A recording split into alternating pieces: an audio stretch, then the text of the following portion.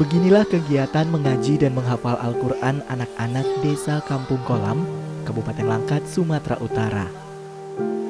Sejak tahun 2018 lalu, desa ini dijuluki sebagai Kampung Penghafal Al-Quran karena aktivitas anak-anak dan masyarakat di desa ini yang akrab dengan Al-Quran. Kampung Penghafal Al-Quran ini digagas oleh Mulyadi. Tekadnya untuk menanamkan nilai-nilai kebaikan Al-Quran di dalam diri anak-anak menjadi modal utamanya untuk membangun kampung nan asri ini. Meskipun berstatus sebagai pendatang, namun Mulyadi sukses mendekatkan Al-Quran kepada anak-anak di kampung ini. Alhasil, anak-anak desa kampung ini menjadi lebih religius, bermoral, dan santun.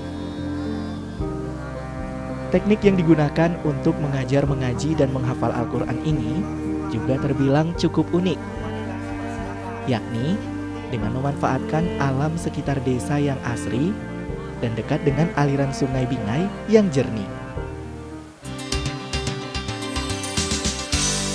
Pemirsa, kondisi alam Kabupaten Langkat, Sumatera Utara memang terkenal dengan keindahan dan keasriannya. Tak heran jika daerah ini memiliki banyak sekali potensi wisata. Tidak hanya itu pemirsa, daerah ini juga dikenal dengan masyarakatnya yang religius. Seperti satu hal yang unik yang akan saya angkat pada episode kali ini pemirsa, ada satu kampung yang dijuluki dengan Kampung Penghafal Al-Quran. Untuk itu sudah hadir bersama saya saat ini penggagas Kampung Penghafal Al-Quran, yaitu Pak Mulyadi. Kita sapa bersama ya. Assalamualaikum Pak Mul. Waalaikumsalam warahmatullahi wabarakatuh. Apa kabar Pak? Alhamdulillah sehat Bu. Baik Pak, kalau saya ajak untuk flashback kembali ke beberapa waktu yang lalu, apa yang membuat Bapak menggagas berdirinya Kampung Penghafal Al-Quran ini? Kalau kita lihat, kita bicarakannya memang sebetulnya sih panjang ya. Walaupun panjang ya memang harus kita bicarakan. Di samping itu kita baca kehidupan kita ya sehari-hari ini di alamnya Allah ini yang bersifat itu sementara ya, sifatnya sementara. Jadi setelah di alamnya Allah ini kita akan kembali yang bersifat abadan-abadan. Jadi di sana itu tidak ada lagi satu yang bisa menolong selain amal ibadah kita sendiri ya.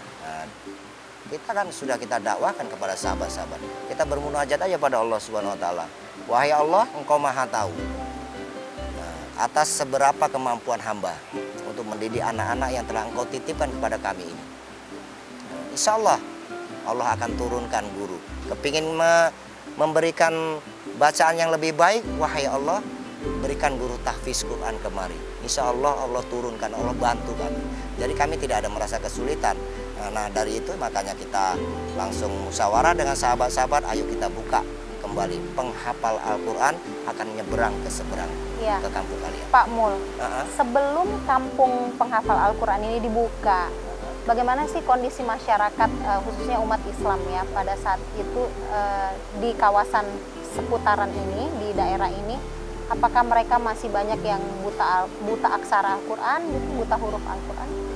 Memang kalau kita lihat ya, dari segi kita bergaul, kita juga ikut persatuan yang dinamakan wirid ya. Dan di situ apabila ada di antara saya dengan sahabat saya, di antara dua itu kami itu tidak hadir, toh mereka wirid itu tidak jadi ya, tidak akan terjadi. Karena pembawa acara wirid itu tahlil, yasin, tahlil, tahtim itu ya beserta doanya, toh mereka sama sekali tidak tahu. Mereka sama sekali tidak tahu. Jadi makanya seperti itulah kita tergugah hati kita ya. Itu kalau para orang tua gitu. Kalau orang tuanya saja tidak bisa membaca Al-Quran gitu, apalagi anak-anaknya gitu ya Pak? Iya, benar sekali itu. Di samping itu ada kekhawatiran Bapak pada anak-anak di sini yang salah pergaulan gitu ya? Oh itu sudah jelas Bu, itu sudah menjadi kita kurung kurawali ya dalam memori kita. Kita kurung kurawali dalam memori kita itu. Di samping itu anak-anak zaman sekarang ya, zaman sekarang itu pergaulan bebas, apalagi zaman-zaman sekarang itu narkoba, yang dinamakan narkoba itu ya. Jadi wahai sahabat-sahabatku, apakah engkau ketahui atas anak-anak yang dititipkan oleh Allah kepada kalian? Apakah kalian sudah mampu untuk menjaganya? Saya bilang sama sahabat-sahabat saya sendiri. Lantas mereka berkata kepada saya, bagaimana caranya? Ya, kalau terjadi ya terjadilah. Banyak seperti itu. Lalu Bapak sama-sama menyadarkan mereka bahwa kita sebagai orang tua punya tanggung jawab yang besar. Iya, betul sekali. Tanggung jawabnya nggak main-main ya Pak ya, dunia Iya, betul. akhirat Dunia dalam akhirat. mendidik anak. Kalau sehari-hari Bapak pekerjaannya apa Pak Mul? Kita sehari-hari pekerjaan kita, Bu ya. Kita memang dari dulu kita mencari rezeki di alam Allah ini bebas. Ya upahan, ya buruh, ya kita kerja buruh setengah hari. Disuruh orang menyemprot, kita ikut, ya. Tapi apapun yang disuruh mereka itu pokoknya kita menghasilkan uang. Seberapapun uang itu tidak jadi patokan buat kita. Seberapapun hasil itu tidak jadi patokan. Saya ajarkan kepada istri saya, apabila saya mendapat sedikit rezeki, ini rezeki bukan dari saya aja, ini rezeki buat kita semua, Allah turunkan buat kita. Nah, lantas istri saya berdoa, terima kasih wahai Allah yang memberikan atas rezeki melalui suami hamba. Apabila ini kurang ya Allah, cukupi. Apabila menurutmu telah cukup ya Allah, berkahi rezeki ini. Insya Allah kami tidak merasa kekurangan. Luar biasa ya pemirsa, meskipun punya pekerjaan yang boleh dikatakan tidak tetap begitu ya, boleh dikatakan Bapak apa aja dikerjain gitu ya. Iya, Pak, ya. benar. Upahan begitu, tapi punya prinsip Pak Mulyadi ini setengah harinya untuk ngajarin anak-anak yaitu beramal lewat mengajari anak-anak Al-Quran. Baik Pak, bagaimana caranya kalau begitu Bapak meyakinkan masyarakat di sini bahwa Al-Quran itu adalah pedoman hidup bagi umat Islam dan ini sangat penting. Iya. Bagi kita modal menjalani hidup ini. Iya, bagaimana cara meyakinkan mereka dengan, mohon maaf, dengan pengetahuan Al-Qurannya yang sangat minim, baca Al-Quran juga nggak bisa. Seperti apa Pak? Kalau kita kaji-kaji ya Al-Quran ini, ya Al-Quran ini apabila si pembawa itu bagus suaranya, cengkoknya, ya lantunan ayat sucinya, ya Allah telah ciptakan itu, hati telah diletakkan pada setiap manusia yang untuk bekerja ya, setiap saluran darahnya. Jadi apabila khususnya pada saudara-saudari muslim kita terdengar lantunan ayat suci yang tinggal tergantung yang melantunkan aja Bu ya. Seperti A'udzubillahi minasyaitonirrajim. Dingin rasanya. Jadi kita berdakwah seperti itu. Jadi itulah Al-Quran. Itulah Al-Quran. Lembut, sejuk, menenteramkan batin. Menenangkan hati. Mendamaikan hati. Boleh dikatakan pendekatannya dengan hati. Iya. Yang disentuh adalah hati oleh Iya. lantunan ayat suci Al-Quran. Iya. Baik Pak, kita nanti lanjut lagi di segmen berikutnya. Pemirsa, sebelum kita lanjut lagi obrolan kita dengan penggagas Kampung Penghafal Al-Quran ini, saksikan dulu tayangan berikut.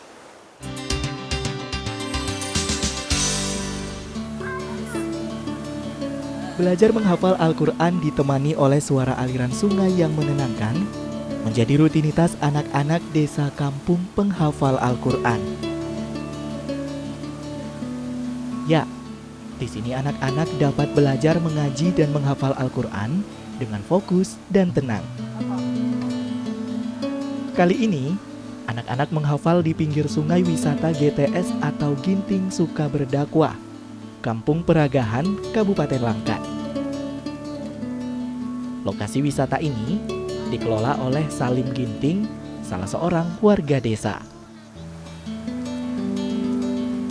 Ya, saat ini Salim Ginting dan Mulyadi bekerja sama untuk membangun kampung penghafal Al-Quran di Kampung Peragahan.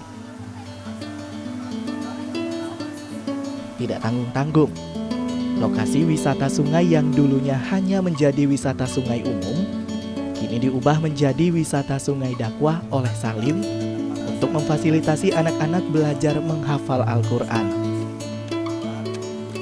Dari lokasi wisata dakwah ini, diharapkan dapat lahir penghafal Al-Quran yang mengharumkan nama desa serta menjadi pelopor generasi cinta Al-Quran.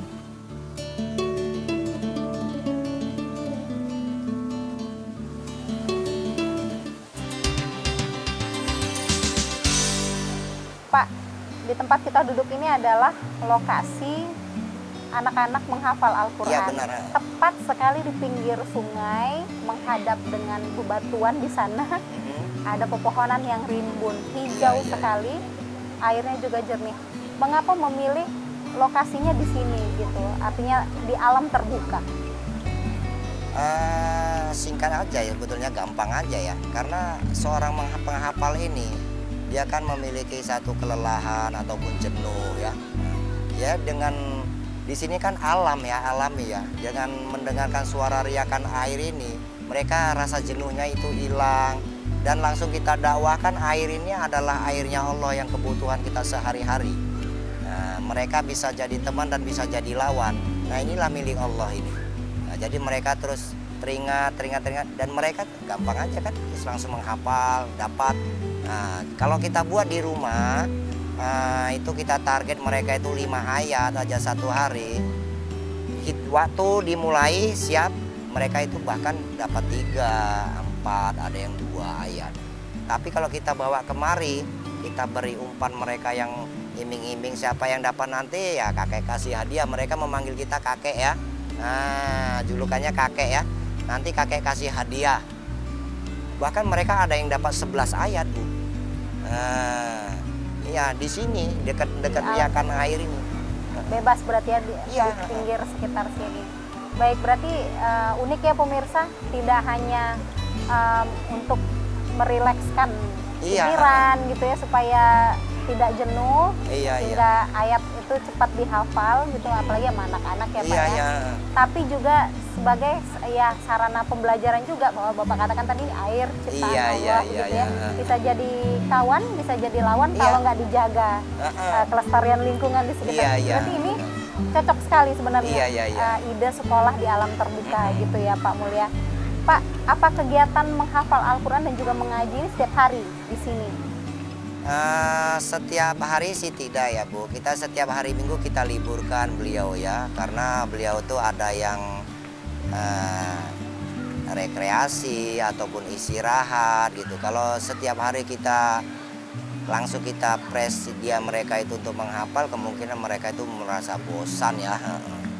Ya, Pak, ini kan objek wisata ini namanya pemirsa GTS berdakwah ya. Iya, Tadi iya. saya baca di beberapa sisi sekitar lokasi, artinya Ginting Suka berdakwah. Iya, Dan iya. ini ternyata pemilik lokasi wisata ini adalah rekannya Bapak nih, Iya benar. yang seorang mualaf. Iya, iya. Menarik sekali. Iya, Ini iya. bagaimana bisa ketemu Pak Mul? Kita memang asli kita dari sini, kita memang sampai sini pendatang ya Bu ya. Kita aslinya dari Kecamatan Selesai Langkat ya. Nah, jadi Allah jumpakan, memang ini kisahnya ya, Allah jumpakan, kami jumpa sama mereka. Lantas kami asal jumpa, dia kan dulu termasuk orangnya termasuk geng ya, berbadan besar ya, termasuk geng ya, berbadan besar. Jadi tiba-tiba kalau kami berbicara pasti menuju tentang alamnya Allah. Nah, tentang alamnya Allah. Apapun yang melintas di pandangan kami, nah seperti itulah ciptaan Allah. Apabila dia berkata, manusia kok seperti itu, jangan dihina, itu ciptaan Allah. Nah, ciptaan Allah itu yang maha kuasa. Oh iya bang, seperti itu. Berarti boleh dikatakan pemilik objek wisata ini juga belajar Islam begitu dari Pak Mul? Iya benar. Lalu Bahkan- bagaimana setelah dia mengenal Islam lebih jauh lagi? Seperti apa perubahan yang Bapak lihat? Dia awalnya bang, saya punya satu pacar ya, kayaknya cocok. Agamanya apa? Saya bilang, dia Nasrani. Katanya kamu kepingin menganut Islam. Bisa aja saya bawa masuk Islam, dia bilang. Jadi tiba-tiba memang ya perkataan ini, niat manusia ini memang Allah kasih berikan hidayah ya. tidak semua orang Allah pilih itu ya mungkin ya. Jadi itu rahasia Allah lah ya Bu ya. Langsung dia istrinya pun mau menikah. Toh dia menikah bersahadat mereka. Jadi tiba-tiba gitu ya, namanya pun kita udah masing-masing ya, udah berkeluarga. Toh dia jauh, entah merantau, entah di mana. Tiba-tiba dia di sinilah, inilah namanya daerah dia, ladang peninggalan orang tuanya ya. Ini ladang peninggalan orang tuanya. Toh dia itu, pernah saya tanya, ini punya siapa? Punya Allah kan abang bilang. Mana punya saya kan izin kelola aja. Kalau punya saya mati ini saya bawa katanya. Nah bahkan dia gitu, seperti itu. Berarti sudah sudah menyadari gitu ya, Iya. kalau apa yang kita miliki dalam kehidupan ini bukan untuk kita bawa ketika kita berpulang Iya. nantinya. Artinya tidak abadi begitu. Iya. Pak ya. Toh bahkan beliau itu lebih membangkitkan semangat kita. Baik, Pak, kita masih punya segmen terakhir. Kita jeda dulu pemirsa, apa kata mereka tentang kampung penghafal Al-Quran. Yuk kita dengarkan dalam tayangan berikut ini. Harapan saya ya cukup baik gitulah, karena bisa mendidik anak-anak saya dari yang tidak tahu menjadi yang tahu. Sebab saya orang yang tidak pandai agama gitu. Cuman ya kita kan sini tempat kita ini mayoritas muslim. Jadi kita kembangkan supaya lebih mendalami agama kita, agama muslim gitu. Iya. Jadi saya memang pertama sebagai Kakua Kecamatan Sebinggi, ya, jadi kita sangat optimis dan bangga ya di daerah yang kecil, agak jauh ke dalam, dan dari segi keagamaan juga tidak begitu mencolok. Kalau kita bandingkan dengan kecamatan yang lain di Langkat ini, hadir sebuah kampung Quran yang betul-betul bisa menginspirasi dari banyak daerah, bisa datang melihat bagaimana anak-anak di daerah pedalaman ini juga bisa mengerti tentang Al-Quran sama dengan daerah-daerah yang lain. Kegiatan Pak Mul ini sangat menguntungkan anak-anak Bu. Begitu juga sama kami orang tua Bu. Sebab udah banyak perubahan Bu sama anak-anak. Begitupun semualah gitu Bu. Dulu anak saya mengajinya kurang, penghafal Qurannya kurang Bu. Tapi alhamdulillah Bu, sekarang menghafal Qurannya udah lumayan Bu. Makanya saya berterima kasih kepada Pak Mul. Sama orang tua nggak ngelawan lagi, apa disuruh dituruti. Itu aja Bu. Pak Mulyadi, di Ya. sini sudah 1 tahun dikembangkan kampung kolam ini ya, kampung Ya, penghafal insya Allah. Al-Quran. Dan ternyata pemirsa, langkah Pak Mulyadi tidak hanya berhenti di kampung ini saja, tapi sudah merambah nih programnya. Insya Allah. Kampung tetangga ya Pak ya? Iya, iya, Kampung benar, apa Bu. namanya Pak? Namanya Kampung Peragahan ya. Kalau di tempat saya itu masih termasuk desa Pemekaran ya, Mekarjaya ya. Tapi kalau seberang ini sudah menjadi kelurahan ya, dekat dengan kantor camat, menjadi kampung kelurahan ya, kelurahan Peragahan ya. Itulah. Ya seperti apa kondisi di sana Pak? Apa sama, Ya. hampir sama dengan kampung kolam sehingga Bapak merambah ke wilayah tetangga? Tidak, karena justru kemungkinan perjalanan kita ini ya, kita dikenalkan oleh Allah, oleh Pak Salim Ginting Sukaini ya. Beliau ada anak, beliau antar kemari ke tempat saya di rumah di Kampung Kolam. Setelah kita didik anak beliau, beliau juga sampai tinggal di Peragahan. Toh beliau ini anaknya seorang penghafal, pencinta Al-Quran ya, seorang pencinta Al-Quran anak beliau. Jadi kita juga ada ke belakangnya juga memiliki satu cita-cita ya dulu ya. SMA 1 negeri itu memiliki satu rumah ibadah ya, yang setiap jam 1 sejuhur kalau bisa anak-anak yang pendidikan umum SMA harus wajib sholat. Kemungkinan bukan karena terhenti ya Bu ya, bukan karena terhenti kita di sini aja. Kemungkinan inilah namanya usaha Allah. Allah berikan kembali ke kita. Anak si Salim Ginting Suka tadi ikut program penghafal Al-Quran. Jadi bisa jadi sosok contoh suri toladan buat mereka nanti. Pak Mulyadi, apa harapan Bapak kepada generasi Islam yang masih kecil-kecil saat ini untuk kehidupan mereka kelak, karena kan mereka ini nantinya kita nggak tahu ya akan merantau ke kota-kota besar, meninggalkan kampung halamannya di sini. Kalau harapan saya buat generasi-generasi kita ya, makanya kita buat seperti ini. Mereka ini setelah besar nanti, ya, mereka ini akan nyebar, ya, akan menyebar dan mendakwahkan itu Al-Quran. Seperti yang murid yang sudah kita didik ini, beliau itu kita ajarkan mereka itu seperti ini. Aku pencinta Al-Quran, aku penghafal Al-Quran, aku cinta kepada Al-Quran, aku berjanji akan aku sebarluaskan Al-Quran setelah aku besar nanti. Inilah ikrar daripada anak-anak didik kita. Jadi kita didik mereka supaya mereka tuh nyebar, seperti Rasulullah nyebar untuk dakwahnya ya.